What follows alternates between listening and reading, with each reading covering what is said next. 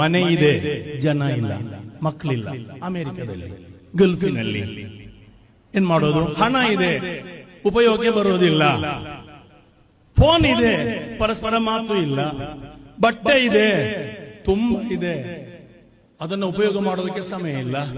ಚಪ್ಪಲಿ ಇದೆ ನೋಡಿ, ಮನೆಯಲ್ಲಿ ನೋಡಿ ಎಷ್ಟು ಚಪ್ಪಲಿ ಇದೆ. ಒಬ್ಬನಿಗೆ ಎಷ್ಟು ಚಪ್ಪಲಿ ಇದೆ? 10 ಜೋಡಿ ಚಪ್ಪಲಿ ಇದೆ. ಎಷ್ಟು ಉಪಯೋಗಕ್ಕೆ ಬರುತ್ತೆ? ನಮ್ಮ ಡ್ರೆಸ್ ಎಷ್ಟು ಉಪಯೋಗಕ್ಕೆ ಬರುತ್ತೆ? ನಾವು ಮನೆಯಲ್ಲಿ ಎಷ್ಟು ಅಟ್ಟಿಯಾಗಿ ಇಟ್ಟಿದ್ದೇವೆ, ಎಷ್ಟು ಉಪಯೋಗಕ್ಕೆ ಬರುತ್ತೆ? ಮೆಡಿಕಲ್ ತುಂಬಾ ಇದೆ, ಆರೋಗ್ಯ ಇಲ್ಲ.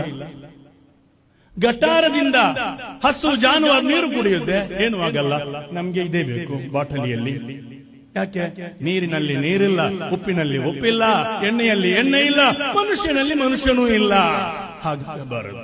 ನೀವು ಔಟ್ಲುಕ್, ನಾವು ಪರಸ್ಪರ ಮನುಷ್ಯನಲ್ಲಿ ಮನುಷ್ಯನನ್ನು ರೂಪಿಸುವ ಅದ್ಭುತವಾದಂತಹ ಸಂದೇಶ ಈ ಬಾಳಿಯೂರಿನಲ್ಲಿ ಬೆಳೆಯುತ್ತಾ ಇದೆ. ಇದರ ಬಗ್ಗೆ ಚಿಂತನೆ ಮಾಡುವಾಗ ಎಲ್ಲಿದೆ ನಂದನ, ಎಲ್ಲಿದೆ ಬಂಧನ, ಎಲ್ಲ ಇದೆಯೇ ನಮ್ಮೊಳಗೆ.